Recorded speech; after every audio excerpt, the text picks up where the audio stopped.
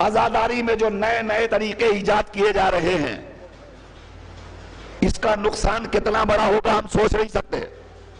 صدیاں گزر گئی، ہمارے بزرگوں نے عزاداری کا جو سلسلہ قائم کیا تھا اس میں آگے آگے علم مبارک، تو علم کی شکل یہ ہوتی تھی کہ ایک پرچم ہوتا تھا، ایک پنجہ ہوتا تھا، ایک پٹکا ہوتا تھا، اور اس میں خوشبو کے لیے ایک ہار آویزاں کر دیا جاتا تھا، اور لوگ اس پرچم کو شان کے ساتھ آگے آگے لے کے چلتے تھے، اور جو عزادار آتا تھا اس پرچم کو دیکھتا تھا، زیارت کرتا تھا۔ سلسلہ صدیوں سے چلا آ رہا ہے، مگر آج جیسے شیعت تقسیم ہو رہی ہے، جیسے مسلمان تقسیم ہو رہے ہیں، ویسے ویسے تبرکات بھی تقسیم ہوتے جا رہے ہیں۔ اب آپ جائیے اور دیکھیے تو یہ علم جسے ہمارے بزرگوں نے شان و شوکت کے ساتھ ہمارے حوالے کیا تھا، اس کی بھی نئی نئی شکلیں بنائی جا رہی ہیں۔ یہ تابوت جسے دیکھ کر ہمیں یہ احساس ہوتا تھا جنازہ نہ اٹھ سکا تو تابوت اٹھ رہا ہے، اور اسے دیکھ کر ہماری آنکھوں میں آنسو آتے تھے، مگر آج شبیہ تابوت کی شکل کیا ہے؟ عزیزو، میں ایک جملہ کہنے میں مجھے کوئی تکلف نہیں ہے، اب جو شبیہیں بنائی جا رہی ہیں وہ دیکھنے کے بجائے ان پر سے نظریں پھیر لینے کا دل چاہتا ہے۔ ممکن ہے کوئی کہے مجھے گستاخ، تو میں اس گستاخی کا الزام برداشت کرنے کے لیے تیار ہوں، مگر پہلے سنیے کہ واقعی ان شبیہوں کو دیکھ کر منہ پھیر لینا چاہیے یا نہیں۔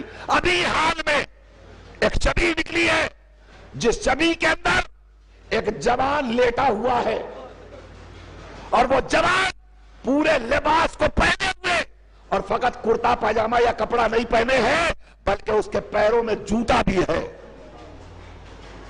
جوتا پہن کر وہ شبیہ میں لیٹا ہوا ہے اور سب لوگ اس کی زیارت کر رہے ہیں۔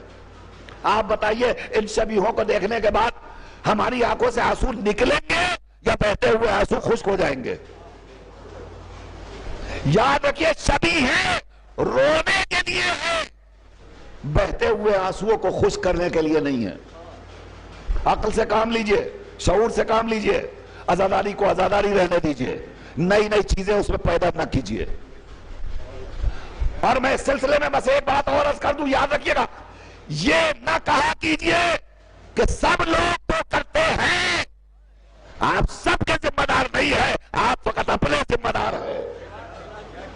یہ کبھی نہ سوچئے سب کیا کر رہے ہیں، آپ اپنے گریبان میں جھانک کے دیکھئے ہم کیا کر رہے ہیں، ہمیں کیا کرنا چاہیے، ہماری ذمہ داری کیا ہے، ہمارا فریضہ کیا ہے۔ کتنی باتیں میں آپ کے سامنے عرض کروں، کتنی باتیں عرض کروں۔ آپ سوچ سکتے تماشا نہیں ہو رہا ہے تو کیا ہو رہا ہے؟ عالم مبارک چل رہا ہے۔ کل تک علم مبارک پہ صحرا چڑھایا جاتا تھا، اب جو لڑکا علم کو لے کر چل رہا ہے اس لڑکے کے سر پہ بھی صحرا بنا ہوا ہے۔